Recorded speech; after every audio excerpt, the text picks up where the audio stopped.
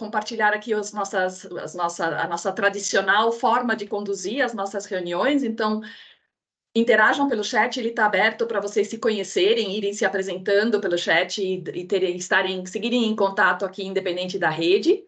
Podem levantar a mãozinha ali para sinalizar alguma pergunta. Então, a gente deve aproveitar o próprio embalo das apresentações para fazer as sugestões. Eu faço aqui eu tenho esse papel aí de alertar os palestrantes que normalmente não conseguem palestrar e ver também quem está colocando alguma coisa no chat. E também, por favor, façam sugestões de como a gente pode melhorar. A gente quer avançar nesses temas. Tem um slide que a gente já mostra várias coisas que identificamos como correlações aí do segmento de mobilidade como um todo, com esse olhar de ciclo de vida e com o pensamento de ciclo de vida e a metodologia que a gente promove aqui na rede. Então, algumas informações só para quem não é associado da rede. É uma associação aí com uma diversidade grande de setores, de motivações, de maturidade também no tema. Temos empresas e temos também associados institucionais, e pela diversidade aí da composição dos associados, a gente acredita que a principal contribuição da rede ACV é justamente o que a gente está fazendo hoje, é promover essas pontes, esses contatos para a gente avançar através de parcerias em tantos temas tão relevantes. Discutimos nas nossas reuniões alavancas, né, o que está pedindo esse olhar de ciclo de vida, e temos vários exemplos, certificações, Rota 2030, que a gente vai falar hoje, a Lei de Licitações de 1º de abril de 2021, sistemas de gestão, questionários que passaram a ser aí sinônimo de melhores práticas. Então, em todos esses, vemos que há uma demanda por esse olhar de ciclo de vida, por essa competência da gente ter uma noção mais ampla de onde ocorrem os impactos, não apenas naquilo que eu domino mais, mas antes e depois. E por isso, na rede, temos vários grupos de trabalho, nas reuniões bimestrais discutimos ações e temas estratégicos, também convidamos não associados, o que também vale para os grupos de trabalho, que tem uma frequência mensal de rotulagem e de economia circular, por exemplo, social também. Então, tem muito assunto que a gente está discutindo. Não podia deixar de ter também uma comissão muito técnica que discute o detalhe da norma, quando ela não é clara, qual é a recomendação de como contornar essa falta de clareza. E temos os olhares setoriais, então, né, construção, agro, que também se reúne mensalmente. E agora, recentemente, em maio, tivemos o lançamento desse olhar de mobilidade, que a gente vai explorar um pouquinho mais hoje. Então, já agradeço aqui. Ricardo será o primeiro palestrante, em seguida Daniele, também Felipe, Juliana. Então, agora não falo mais. Agradecer demais a participação de vocês e compartilharem o seu aprendizado.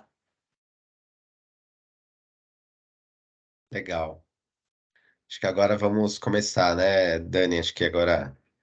Primeiro agradecer, né, a rede aí pelo convite da gente falar desse tema, que é cada dia. Na verdade, o tema é um pouquinho antigo, mas ele nunca é antigo porque já vai ter uma continuidade. E até um pouco dessa continuidade que a gente vai falar um pouco hoje. E antes de falar da continuidade, explicar o que que é o Rota 2030, né? O que que é o programa Rota 2030. Acho que muitas empresas do setor automotivo conhecem já muito bem dentro desse contexto, porque o programa Rota 2030, ele é efetivamente para o setor automotivo.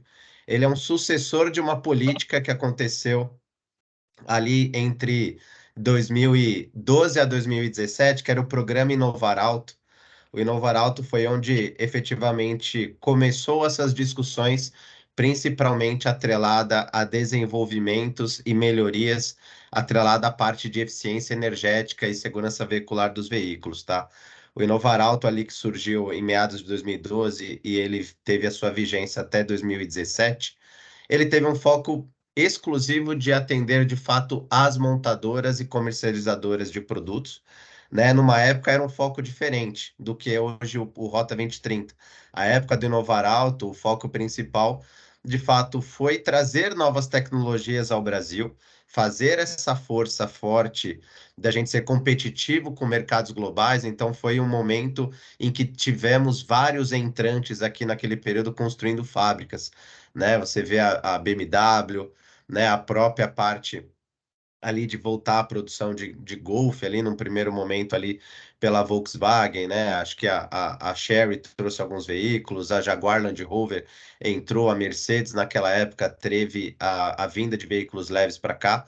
Então foi um momento diferente, teve pontos positivos, pontos de melhorias dentro desse contexto, e um dos pontos principais que aconteceram de discussão naquele momento foi: a gente não pode, como país, ter efetivamente uma política de curto prazo.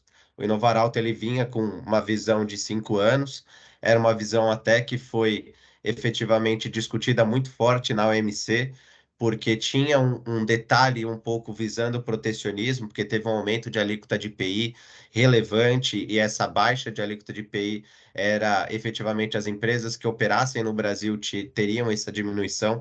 Então teve esses detalhes ali muito específicos. E teve os pontos positivos, principalmente atrelado à melhoria do veículo e principalmente buscando eficiência energética dos veículos. E aí começaram uma série de discussões que efetivamente começou o programa Rota 2030. E aí o Rota 2030, ele tem esse nome Rota 2030 porque ele é uma política mais longo prazo. A ideia do governo é que ele fosse dividido em 3 ciclos, olhando ali um aspecto de 15 anos, com início ali em 1º de dezembro de 2018. E o que que ele teve como foco?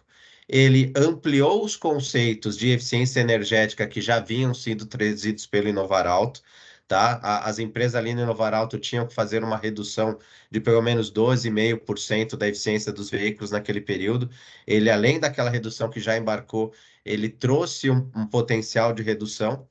E ele foi dividido em 3 pilares, a política, tá? A política foi dividida num pilar que era uma obrigatoriedade efetiva para todas as empresas montadoras e empresas que comercializem veículos aqui no Brasil, tá?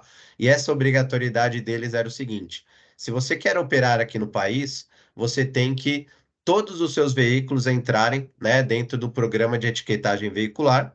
Você tem que atender critérios de eficiência energética e você tem que atender níveis mínimos de desempenho estrutural de tecnologia assistiva.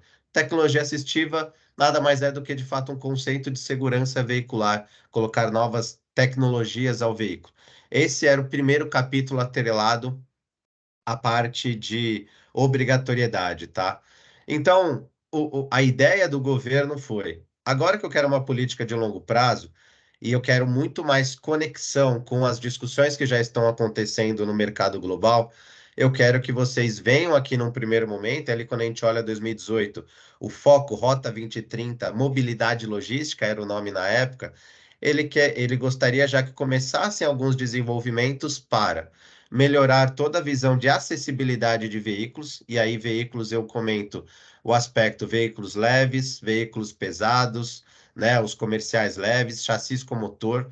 Todas essas empresas de veículos estariam dentro desse contexto, e o foco foi começar visões nesse sentido: melhorar a eficiência, melhorar a segurança, melhorar aspectos de mobilidade e logística, logística seja o inbound ou outbound, dentro da operação, né, das montadoras e sistemistas e autopartistas. Então, as autopeças, diferente do Inovar Auto e sistemistas, elas efetivamente puderam entrar no programa. E aí eu vou falar como, né, ali comentando disso. Então, é uma política que começou com esses contextos, né, garantir ali a expansão e manutenção de emprego, né, principalmente dessas atividades de mobilidade e logística, né, focar muito forte na produtividade dessas empresas. As diretrizes principais eram essas. E aí ampliou o conceito do inovar, adentrando ao programa falando: olha, capítulo 1, que é o pilar inicial de eficiência energética e segurança veicular, todas as montadoras são obrigadas. Aí o governo ele trouxe mais 2 capítulos. O segundo capítulo que ele trouxe na visão do Rota 2030 é a empresa que investe em atividades de pesquisa e desenvolvimento. E aí, quais empresas podem entrar? Além das montadoras, tá? O capítulo 2, um ponto importante, o capítulo 2 era voluntário, tá? O capítulo 1 para as montadoras, ele era obrigatório. Quem não entrasse naquelas diretrizes, quem não atendesse aqueles critérios, ela não poderia efetivamente comercializar aqui. Teria algumas multas para comercializar e são multas efetivamente relevantes, tá? Capítulo 2 ele era voluntário, né? Ele está ainda nesse contexto de voluntário. E aí, essas mesmas montadoras obrigadas poderiam entrar, né? Desde que investissem mínimos de investimentos em P&D no Brasil, autopeças sistemistas também, né, dentro desse contexto. Então, ela teria que pedir um pleito ao governo falando: olha, eu quero participar do programa Rota 2030 e me tenho um compromisso de investir gradativamente, anualmente, um investimento mínimo junto com vocês. O capítulo 2 ele gerava ali efetivamente um benefício para a empresa que investe, tá? Esse benefício varia ali numa faixa de 10,2 a 12,5% sobre os dispêndios que ela investe em P&D. E aí esse benefício é um crédito que ele utiliza para pagar imposto devido de imposto de renda e contribuição social. Esse é o capítulo 2, tá? E aí teve um terceiro Oi? capítulo. Oi? E tem um terceiro capítulo envolvido dentro do programa, que ele basicamente foi nomeado como Regime de Autopeças Não Produzidas. Basicamente, o que que é esse capítulo dentro do setor automotivo? Até novembro de 2018, basicamente, as empresas do setor automotivo, elas poderiam importar componentes, equipamentos sem similar nacional, né, ou com equivalência, naquele contexto de ex-tarifário, né? Isso muito bem conhecido em todos os segmentos. Alguns desses itens ela poderia importar ali dentro de um contexto de ex-tarifário até 30 de novembro de 2018. A partir ali do primeiro momento de início do programa do Rota 2030, mudou essa nomenclatura de ex-tarifário para regime de autopeças não produzidas. Então, esse setor, basicamente automotivo, seja as autopeças, sistemistas, montadoras, tudo que eles, de fato, trazem num conceito de ex-tarifário para o setor, eles podem importar com o benefício do ex-tarifário. A grande diferença é a seguinte: no ex-tarifário, a redução da alíquota de imposto de importação era reduzida até 2% ali, né? Reduzia a base de imposto de importação em 2%, basicamente, até 2%. Então, uma empresa que importa no desembaraço aduaneiro pagaria 2% de imposto de importação. Agora teve uma grande mudança. A grande mudança é a empresa do regime de autopeça não produzida, ela não precisa desembolsar no desembaraço aduaneiro, só que tudo que efetivamente ela importar nesse contexto de ex-tarifário, ela vai importar ao longo do mês todos esses valores e 60 dias posterior a essas importações, esse imposto de importação reduzido que ela pagaria, ela não paga imposto de importação. Ela faz um aporte num projeto de programa prioritário, então tem algumas entidades que são fomentos atrelados à atividade de pesquisa e desenvolvimento, ela aporta lá e qualquer empresa do setor pode buscar esse fomento junto a essas entidades, tá? Basicamente, esse é o terceiro capítulo. Então, assim, eu expliquei um pouco porque exatamente dentro disso daqui de uma forma visual, vocês conseguem visualizar os três capítulos do programa Rota 2030, ciclo 1, tá? O ciclo 1 ele começou em 1º de dezembro de 2018 e se encerra agora em 30 de novembro de 2023. Então, recapitulando, capítulo 1, eficiência energética, desempenho estrutural, tecnologias assistivas, montadoras são obrigadas a atender esses requisitos e fazem seus investimentos, né? Seja basicamente melhorando motorização ou trocando a matriz energética. Algumas empresas já começaram, dentro desse ciclo 1 do Rota 2030, trazer tecnologias de veículos híbridos, começaram a mudar tecnologias de propulsão, né? Saindo da visão de veículos a combustão para pensar em veículos elétricos dentro desse contexto.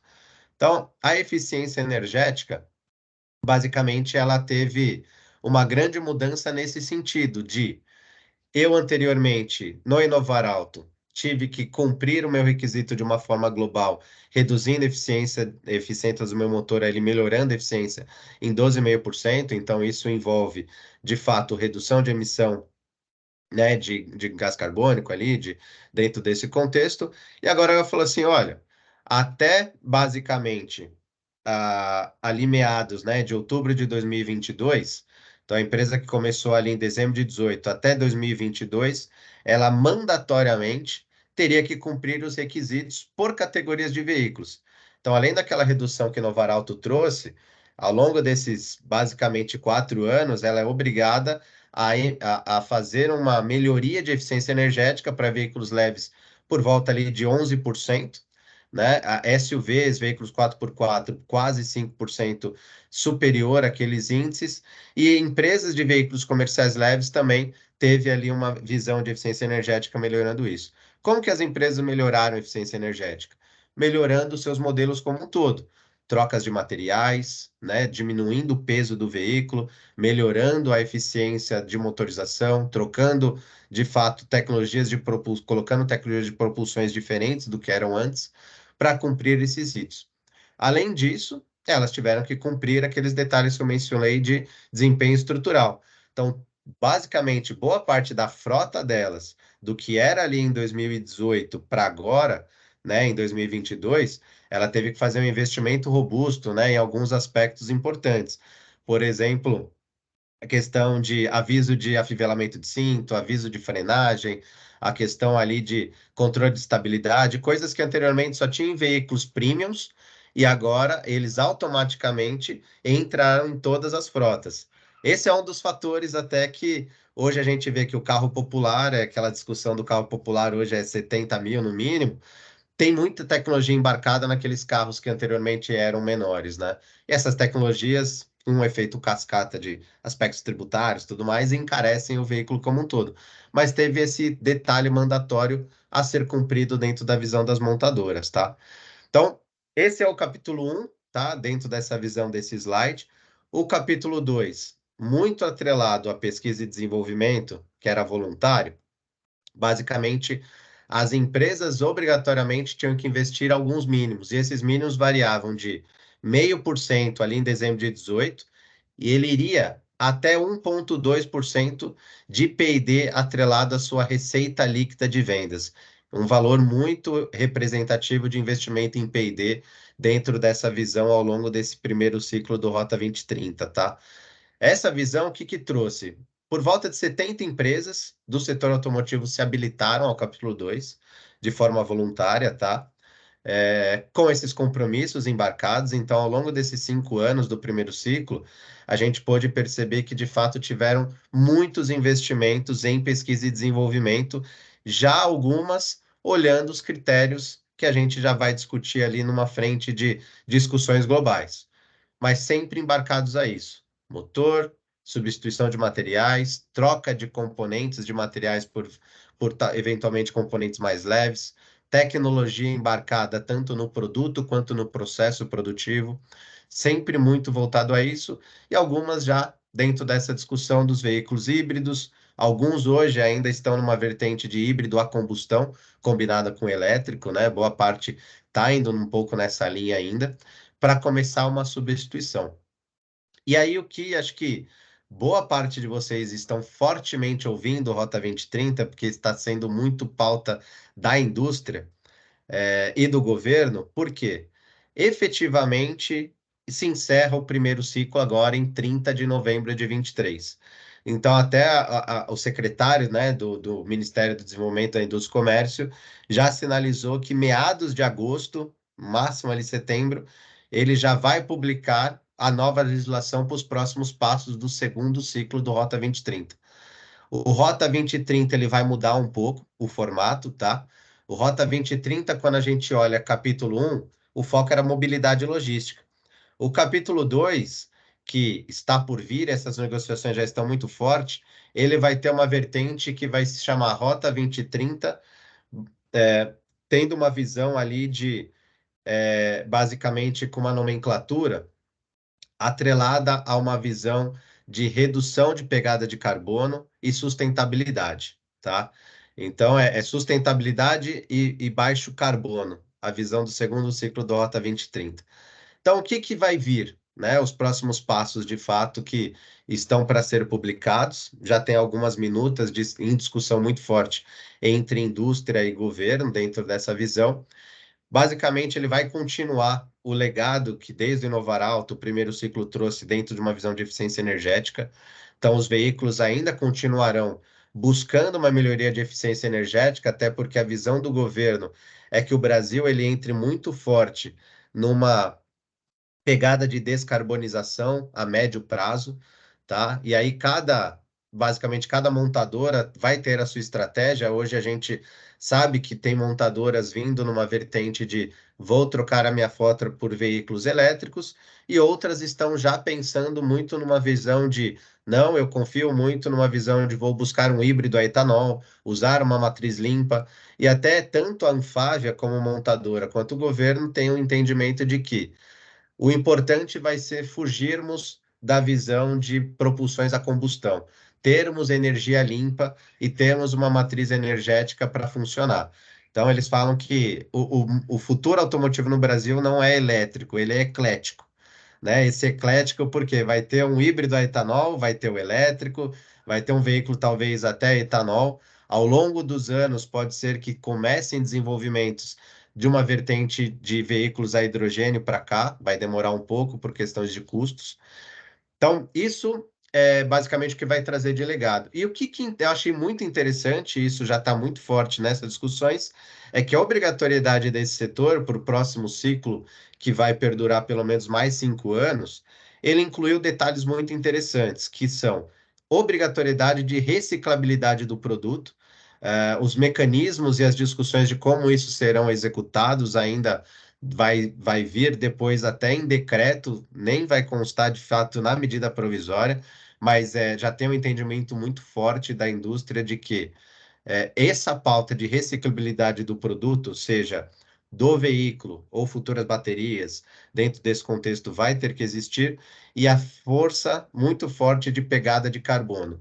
Então, a fala, inclusive, do pessoal do MIDIC, né, é muito de eu quero que o segundo ciclo do Rota 2030, as montadoras façam uma vertente de redução, né, de descarbonização, né, basicamente ali do chão à roda, né, eles falam ali dentro dessa visão. Então, isso é algo muito forte. O P&D ele vai ter uma continuidade, e essa continuidade do P&D vai ser um pouco diferente, aquilo que eu mencionei no primeiro ciclo, era um crédito de 10,2% a 12,5% para eu pagar imposto devido de RCS. O governo ele está mudando um pouco isso, até por quê? O governo, no primeiro ciclo, colocou um crédito de P&D para pagar imposto devido de imposto de renda. O setor automotivo ele acabou vindo de uma forte crise que boa parte das empresas estavam com prejuízo fiscal e não teriam nem imposto de renda a ser pago. Então, até um dos motivos que algumas montadoras e entre autopeças sistemistas não entraram nesse capítulo 2 voluntário do segundo ciclo, do primeiro ciclo do OTA, porque eles não teriam uma contrapartida, um retorno financeiro sobre os investimentos a serem executados, e os investimentos não eram baixos. E aí eu não teria como, de fato, colocar de pé essa estrutura. Então, para o segundo ciclo, o governo ele tem uma vertente de eu quero que vocês invistam em P&D, quero que invistam em P&D, mudando ali essa visão que a gente mencionou de melhorar a descarbonização, fazer muito forte mecanismos dentro de casa que tragam sustentabilidade, melhorem ainda mais a qualidade do produto e principalmente motorização vertente a isso, e a expectativa é que a empresa, o governo dê um crédito tributário para pagar qualquer tributo federal. É como se fosse um crédito financeiro que eu posso usar para pagar IPI, PiscoFins, por exemplo, o próprio ICS dentro desse detalhe. Então, os mecanismos ainda vão basicamente ser publicados dentro disso, mas a discussão está muito forte nisso. E aí o foco principal desse capítulo 2 de P&D vai ser, de fato, que as empresas invistam em combustível verde, né? Veículos sejam eletrificados, não elétricos, né? Seja ele híbrido a etanol, que já tem uma discussão muito forte de muitas montadoras, de fato, mudarem essa propulsão de combustão para etanol, pelo menos, mantendo ainda a visão do híbrido, e é aquilo que eu mencionei, né? Cada um vai ter a sua estratégia efetiva dentro disso. E aí, eu acho que agora eu consigo até encaixar um gancho legal, né? Porque acho que a Dani e o Felipe, eles têm uma visão muito boa do que eu consigo, de fato, conectar o que é esse programa Rota 2030 com alguns aspectos interessantes dentro de uma visão ali do porquê a importância da ACV para o contexto do Rota, tá? Perfeito, obrigada, Rô. É, Só para contextualizar todo mundo, eu não sei até que página todo mundo conhece um pouquinho a avaliação de ciclo de vida, mas ela é basicamente uma técnica para captar os impactos de determinado produto, de determinado processo. Então, durante a contabilização da análise de ciclo, da avaliação de ciclo de vida, você coleta informações de toda a cadeia, você limita, né, impõe seus limites, se você vai ser de berço ao túmulo, berço ao portão, mas você faz o levantamento de todos os fluxos, seja de energéticos, seja de materiais, né, conforme o seu objetivo. Então, a gente menciona bastante pegada de carbono. Então, se o objetivo é a contabilização de emissões, você traça no processo, né, todas as pontes que têm emissão. Se você é dependente do aço, você vai entender quanto que emite o processo de extração desse aço até o seu processo para tratar esse material e formar seu produto e sua destinação final. E isso possibilita com que sejam mapeados gargalos no processo. Quando você consegue alinhar todas as entradas e saídas de todas as etapas, você consegue saber se o gargalo está dentro do seu processo, está fora, e como você já conseguir montar um plano estratégico de como atuar, porque você vai saber se você precisa de uma parceria com a empresa responsável por fornecer esse material, se talvez está na disposição final o principal problema do aço ou do seu produto, e você tem que atuar e engajar seus clientes e toda a sua cadeia para conseguir garantir que esse material é efetivamente destinado de forma adequada. Então, traz material rico e uma oportunidade de desenvolvimento de todo o processo como um todo. E aí, puxando, né, para as temáticas do Rota, né, e dessa discussão que está tendo referente às temáticas, a gente tem a questão do aperfeiçoamento da energia, né, da eficiência energética. Então, quando a gente fala de descarbonização, um dos principais pontos é eficiência. E geralmente a eficiência energética, ela tem um ponto muito positivo dela é a redução de custo, principalmente para o consumidor final, quando a gente pensa em eficiências de motores. Então, a gente reduz a emissão desse veículo no seu ciclo de vida, né, reduz sua pegada, e com os insumos coletados na sua análise de ciclo de vida e na sua pegada de carbono, né? Você consegue fazer os questionamentos: onde está correndo o meu principal consumo? É no meu processo? É na utilização do meu produto? E traçar um plano estratégico. Mesma coisa do outro ponto que o Rota está trazendo, que é a questão de logística reversa, reciclabilidade. O que a gente faz com esse material no seu fim de vida, né? E como garantir que efetivamente ele tem sua destinação adequada, que é um grande problema, né, no nosso país, até pela dimensão dele, a adequada destinação desses materiais. E se há possibilidade de reintroduzir ele no processo produtivo, seja para outro tipo de produto ou reaproveitar, para que ele consiga ampliar sua vida, né, reduzindo assim também seus impactos. Então, a avaliação de ciclo de vida é muito rica por causa disso. Ela traz todos esses insumos para que sejam tomadas decisões, um planejamento estratégico de todo o processo em si. Nesse gancho, até trazendo um pouquinho do programa de etiquetagem que o Roa falou, o nosso programa de etiquetagem para veículos leves atualmente possibilita que a gente acesse o site do governo, baixe uma lista dos veículos e veja sua classificação em emissões de poluentes atmosféricos, gás de efeito estufa e sua eficiência de rodagem em litro. Atualmente, esse programa, né, ele só foca mais no uso do veículo em si, não na pegada como um todo, mas é um primeiro passo para a tomada de decisão do consumidor final. Renovação de frota, você vai conseguir planejar, alinhar o custo do veículo até a questão da redução da emissão, das suas metas e o que efetivamente vale a pena com relação à eficiência, né? Quanto que você vai ter que aportar para conseguir manter esse veículo a longo prazo. Essas iniciativas, né, esses programas que o Rota 2030 traz, mostram uma evolução crescente dos veículos. A gente consegue acompanhar como a eficiência tem aumentado e como novos produtos são disponibilizados. Então, recentemente, nas planilhas, né, de etiquetagem, vieram também os carros elétricos, que começaram a ganhar força aqui no Brasil. E só como um exemplo adicional, porque tem que estar disponível para acesso. Eu posso mandar o link para vocês do governo, eles atualizam periodicamente essa lista e vocês conseguem ver os modelos dos veículos, marca e as suas classificações.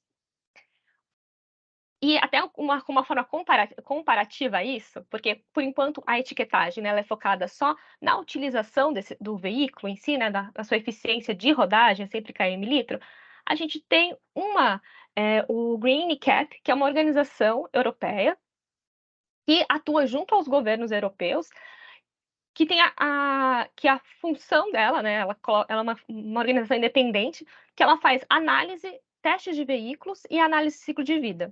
Então ela junta os testes em laboratório dos veículos, a metodologia de análise de ciclo de vida, que é disponível no próprio site deles, e fazem uma análise quanto à eficiência energética e as emissões no ciclo de vida do veículo, dentro daqueles parâmetros que ela já pré-estabeleceu. Então, você pode acessar também o Green NCAP, baixar o roteiro desses veículos da Europa e conseguir comparar de uma forma... É um pouquinho mais interativo do que o site do governo. Então, você consegue ver, além você consegue ver a pegada como um todo e os estágios onde ocorre essa emissão e uma classificação desse veículo conforme a sua emissão e a sua eficiência energética para ajudar na tomada de decisão, porque foi uma coisa que estava sendo questionada e que estava se sentindo falta para o consumidor final conseguir decidir que veículo comprar. Até mesmo que todos os países têm suas metas de redução, a gente está todo mundo junto na campanha, né, da descarbonização, então são informações relevantes.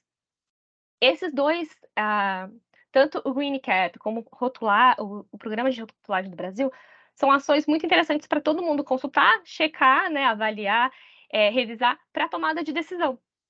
Tudo isso, né, alinhado a essas questões tão relevantes que o Rota 2030 traz para a questão de descarbonização e para também aumentar, né, a reciclabilidade dos nossos produtos.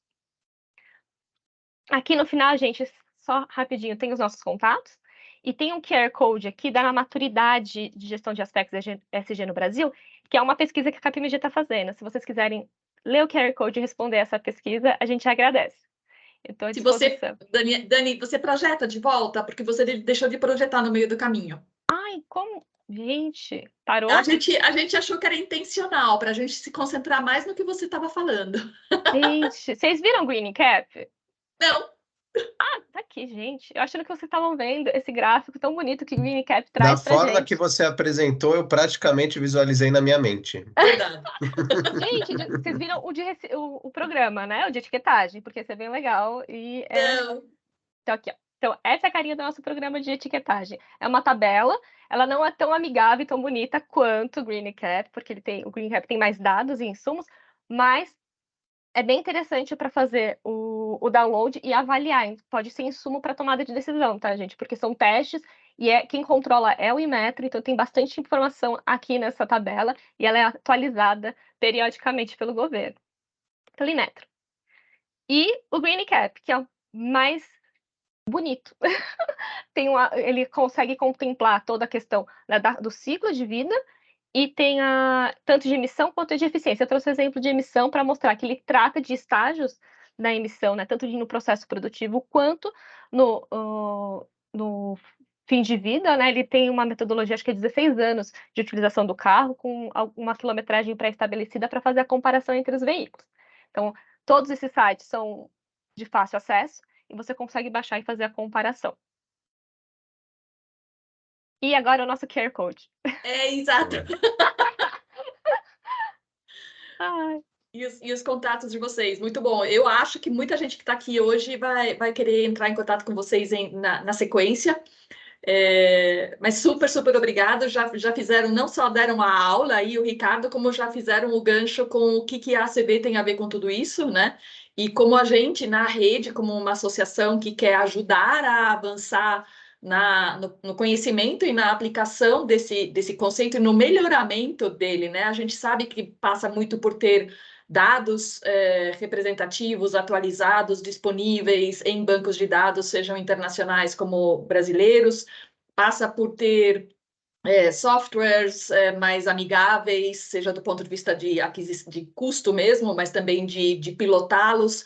Então, essas coisas todas a gente discute nos outros grupos de trabalho, né? Também como ter mão de obra capacitada, qualificada nesse tema, para a gente ter gente dominando o correto preenchimento de tabelas e mais tabelas que uma ACB pede, né, para a gente ter cada vez mais um aumento de qualidade da metodologia, da aplicação e também do intercâmbio aqui de aprendizado. A gente sabe que nem tudo dá certo, muito pelo contrário.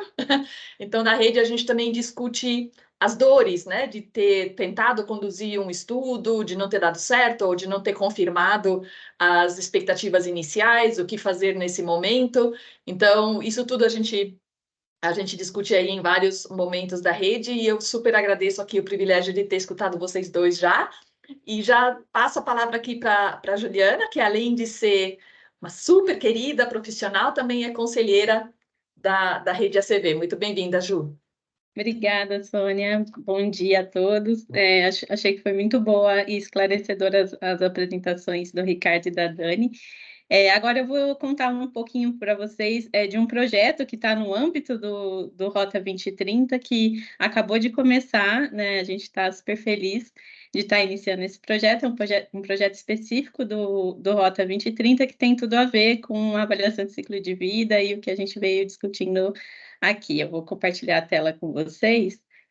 Tem uma apresentação breve que a gente fez para explicar um pouco, né, qual que vai ser o escopo do projeto. A gente está com muita expectativa de ter a participação ampla do setor e também de quem está na rede, né, de algumas cadeias que impactam bastante na produção do veículo, que não necessariamente são as montadoras, né, mas produtores de matérias-primas essenciais aí para a fabricação. Então, a gente quer engajar de uma forma ampla mesmo todos esses atores. Então, apresentando o projeto, né, ele chama do Berço ao Portão, pegada de carbono de veículos leves fabricados no Brasil.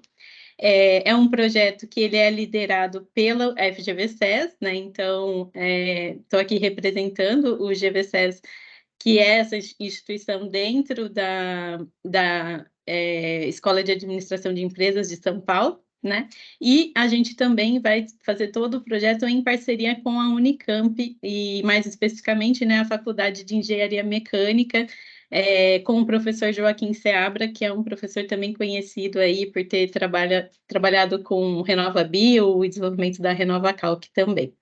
Então, as duas instituições aí têm grande experiência na área, né? Então, aqui no FGV-SES a gente tem o Programa Brasileiro GHG Protocol, que é super conhecido pelas empresas, que tem um olhar de cálculo das emissões, olhando para a indústria, né? Olhando para uma fábrica em específico, e a gente tem outros estudos que aí já tem um olhar de avaliação de ciclo de vida, né? Então, a gente já trabalhou com outros setores, setor têxtil, né? Olhando para um relatório que a gente fez sobre os fios da moda, olhando para o setor da produção de carne no Brasil, também fizemos um estudo específico para isso.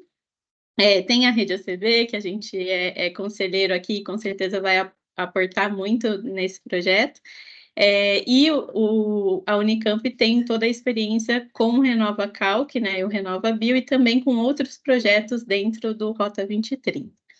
Esse projeto em específico, né, ele tem como objetivo avaliar a pegada de carbono dos veículos para justamente fazer o que a Daniele comentou, né, a gente conseguir quantificar numericamente, trazer esse número, né, do impacto da produção dos veículos em um recorte específico, que é do berço ao portão da fábrica, né? Então, a gente para na produção do veículo e não olha para as outras etapas como o uso do veículo ou o seu fim de vida, né? O que acontece ali, se é reciclado ou não. Mas tem um recorte específico que foi o recorte estabelecido pelo edital que a gente participou. com o objetivo principal de mapear, então, quais são as principais fontes de emissões e também como que a gente pode fazer para melhorar esse indicador, né, e fazer ações para conseguir reduzir a pegada hídrica da produção do veículo. Então, a CV é uma ferramenta muito, muito interessante, porque ela traz esse olhar tanto de entender os impactos para além da minha cadeia, como também de identificar os pontos críticos e propor, né, ações para redução desse impacto. A gente consegue fazer simulações, enfim, é muito importante para a gestão desses impactos. E um terceiro objetivo do estudo é justamente fazer uma comparação da produção do Brasil em relação à produção em outros países do mundo. A gente entende que isso é muito estratégico, né, para a indústria automotiva aqui no Brasil. A gente sabe que o Brasil tem uma matriz energética muito mais limpa do que outros países do mundo, né, talvez a mais limpa aí do mundo, e a gente espera que essa vantagem, né, também traga vantagens quando a gente está olhando para a produção do veículo, né? Então, o estudo vai justamente comprovar ou não, né, ou mais estudar mais a fundo para ver se realmente essa vantagem de ter uma matriz mais limpa também se traduz numa vantagem da produção de um veículo de uma forma mais limpa. Passando bem rapidinho, né, o nosso estudo, ele tem vai ter uma parte de governança bem interessante, em que a gente vai estar sempre em contato com a contratante, que é a Fundep, né, que lidera a linha 5 do programa Rota 2030, onde a gente está inserido, e a gente também vai formar um comitê consultivo, né, com associações, especialistas, com certeza vai ter representante da rede ACV nesse conselho, onde a gente vai avaliar as principais decisões do projeto, coletar também percepções de todos esses atores para ajudar na tomada de algumas decisões importantes que vão ser feitas durante a execução do projeto. Agora, falando rapidamente das etapas de trabalho, né, o projeto está estruturado em 6 etapas. A primeira, onde a gente está aqui iniciando o projeto, é justamente fazer esse kick-off. Então, a gente está trabalhando no refinamento do plano de trabalho. Em breve, daqui 1 ou 2 meses, a gente vai ter um evento de lançamento do projeto, propriamente dito. Estamos montando esse comitê consultivo também. E depois a gente parte por uma etapa onde a gente vai caracterizar o setor, olhando para uma análise de mercado para identificar quais são os veículos que estão aí rodando, né? Qual que é a participação de cada marca, modelo e segmento. E também quais são as expectativas para o futuro, né? Então, o futuro é o eclético, né? Mas entender um pouco melhor como vai ser composto essa frota no futuro. Então, a gente vai, com base nessa análise de mercado e também uma análise da literatura, né, que vai estar andando em paralelo, a gente vai selecionar os produtos que a gente vai estudar, que eu vou falar logo mais à frente.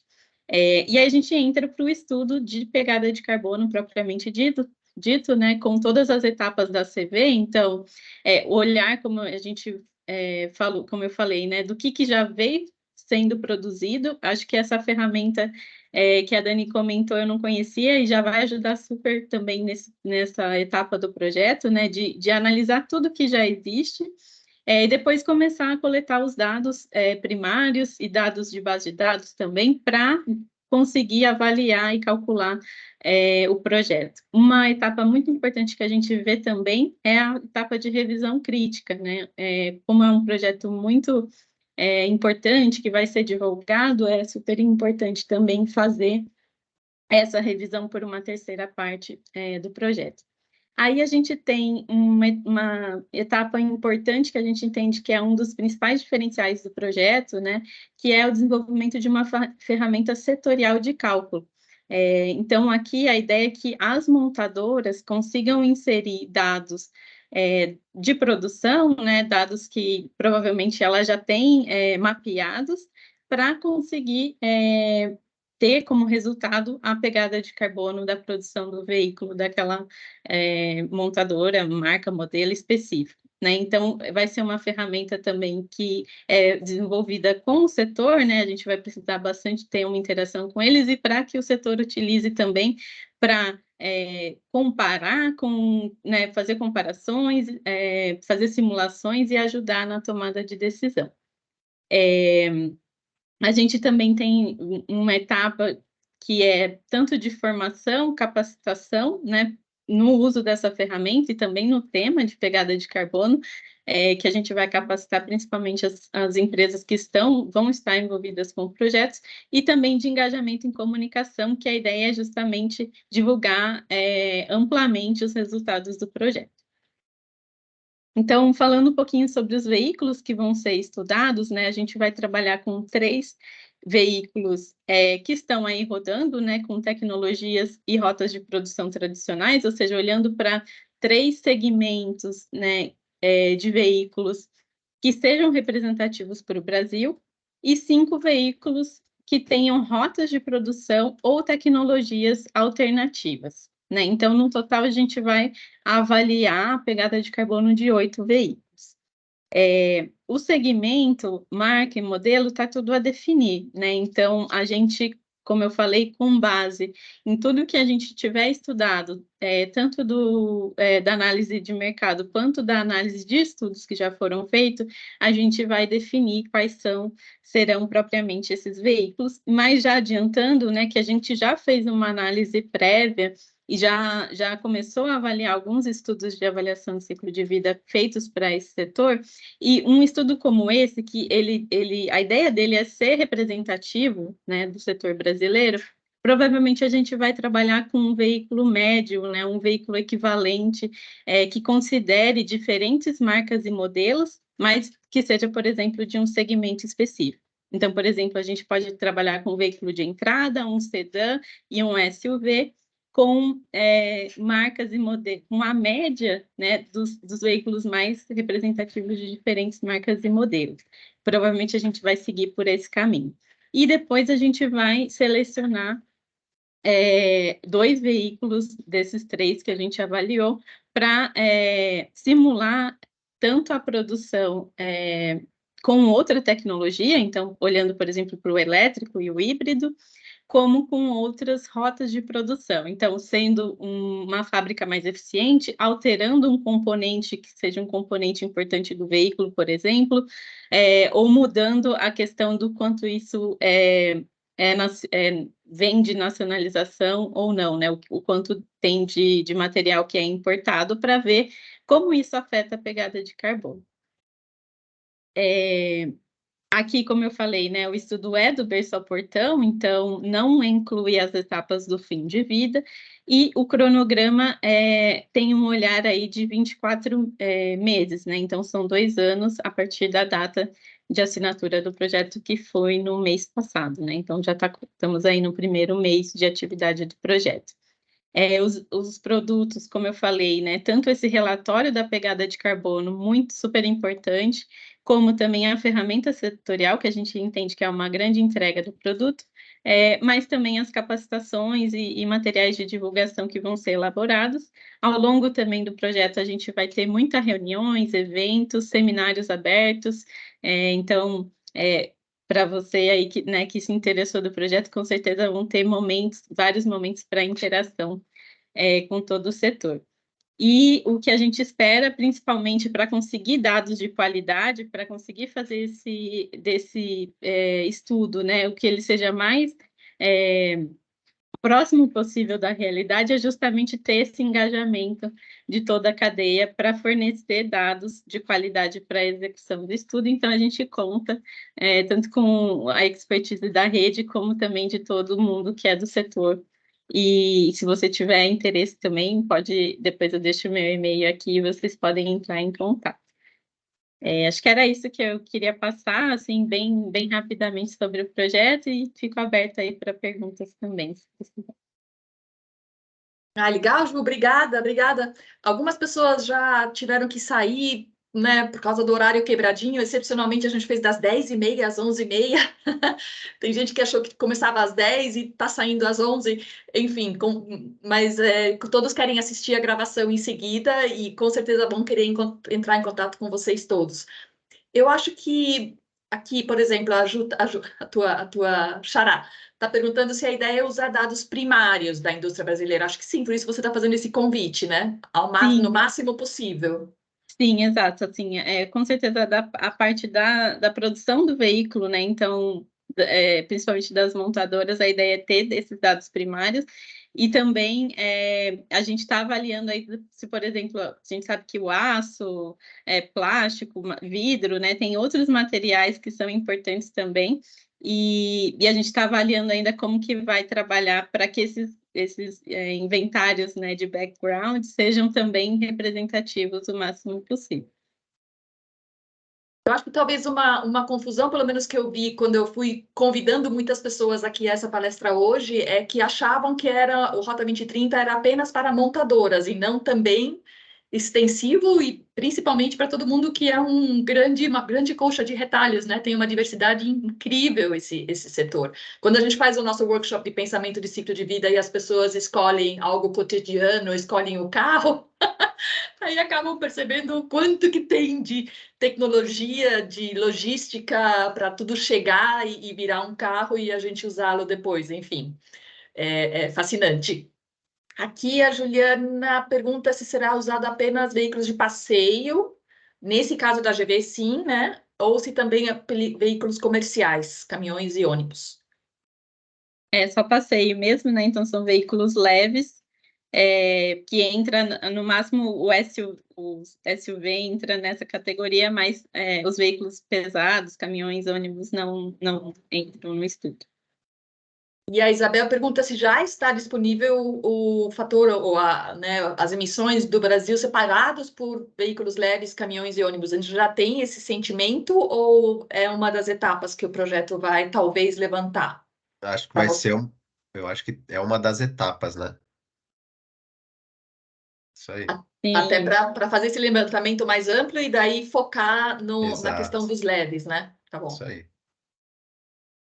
E aí, a Aline pergunta se vocês vão abrir quem está participando do estudo.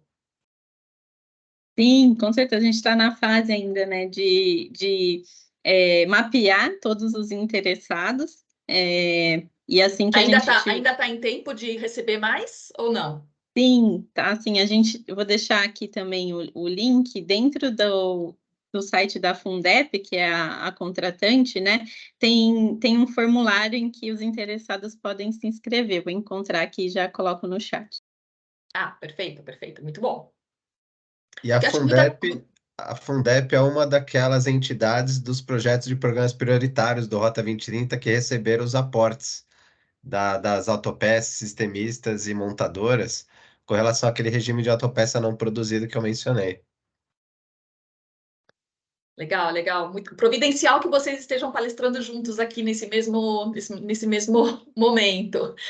Ricardo, eu vou te citar no post que eu vou fazer aqui dessa reunião quando você falou do eclético, pode?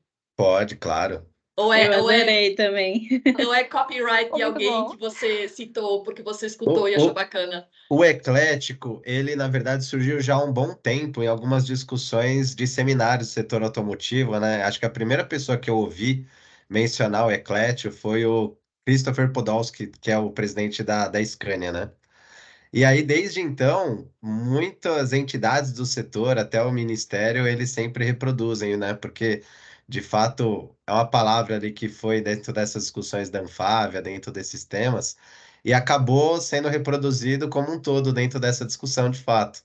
E é verdade, né? Porque hoje, quando falar e começou com essa brincadeira do veículo elétrico, aí de fato foi falando, não, aí vai ser eclético, né? Que porque o Brasil, inclusive, é um dos que estão mais impulsionando a isso, né? Porque você pega, de fato, a China, que está muito focada em veículos elétricos, né? E está vindo forte com essa tendência.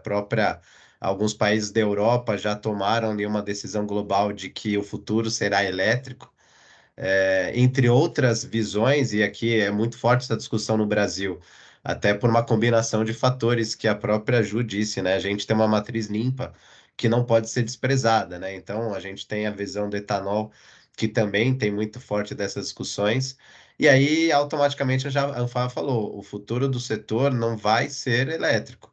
Olhando um cenário realmente médio e longo prazo, a gente vai ter que trabalhar essas tecnologias até por uma série de fatores de infra que o Brasil tem, uma série de fatores de matriz energética que nós temos e sermos talvez um dos impulsionadores disso, né? Isso Legal, aí. legal. E também vai requerer muito respeito e muito conhecimento entre alternativas, né? Em vez de todo Exato. mundo ir para uma direção, cada um saber das vantagens e desvantagens de cada um e como que a combinação disso é que nos faz muito mais fortes, né? Do que ficar achando que tem uma resposta fácil. Exato. Acho que a única resposta que todos já deram e darão é que, em médio prazo, de fato, a substituição para biocombustível ela vai ter que acontecer. Então, assim, trocar de fato a gasolina, o diesel, é um dos detalhes que para esse setor automotivo vai acontecer. Como serão os fatores, essas combinações que aí, de fato, essas tecnologias e cada estratégia de cada entidade vai colocar em pauta, né? Exato. E falando em pauta, muito obrigada aqui pelo gancho. Só deixei aqui projetado uma lista aqui de outros temas que a gente já identificou no contexto de ACV e mobilidade e pensar ciclo de vida. Então, fiquem atentos aí. A gente já teve em maio, né, falando sobre o Renova Bio, o Renova Cal, que por Pietro Mendes foi gravado. Quem não participou e gostaria de assistir essa de kickoff de maio foi fantástica, está disponível, é só avisar. Hoje, então, a gente falou do Rota 2030, de inovação, da Lei do Bem, nesse contexto, né, da ACV, a gente já tinha falado em outras oportunidades também com vocês, que também estão disponíveis no YouTube, muita informação ali, né, que empresas, sabendo que é possível colocar o custo de uma avaliação de ciclo de vida nesse contexto, é possível, né, submeter junto com essas melhores condições de financiamento, e nem a gente sabia.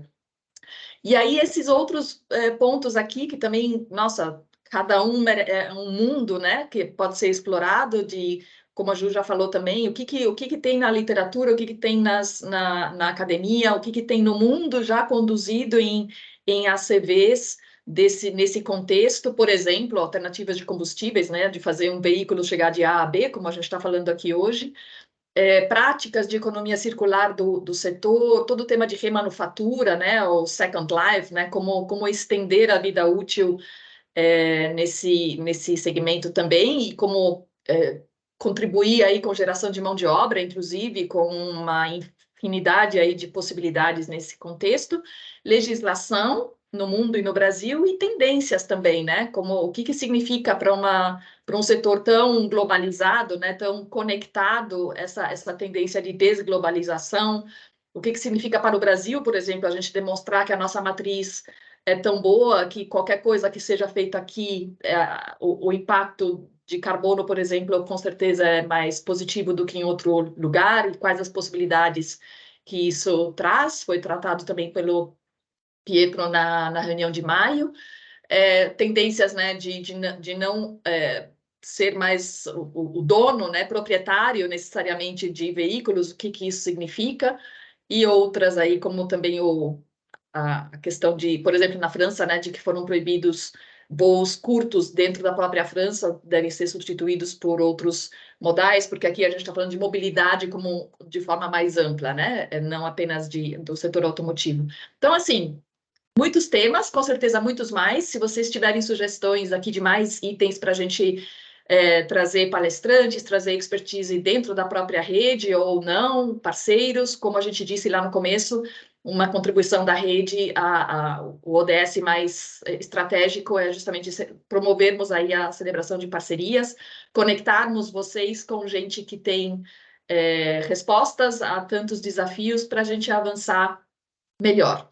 Então, temos aí os contatos dos palestrantes, que a gente também vai enviar em seguida por e-mail para todos aqui que participaram. vai também mandar o link quando estiver disponível no YouTube. Se vocês puderem também mandar os PDFs das apresentações de vocês, acho que o pessoal também, como eu, das antigas, gosta de ter a versão que a gente possa imprimir e fazer anotações. Então, agradecer desde já e também desejar uma excelente sexta, final de semana e esperar vê-los todos em breve. Obrigada demais. Obrigado, foi um prazer, pessoal. Ótimo dia, bom final de semana. Obrigada. Boa sexta, gente. Bom final de semana. Tchau, obrigada. Obrigada. Obrigado a Tchau, todos. tchau. Obrigada.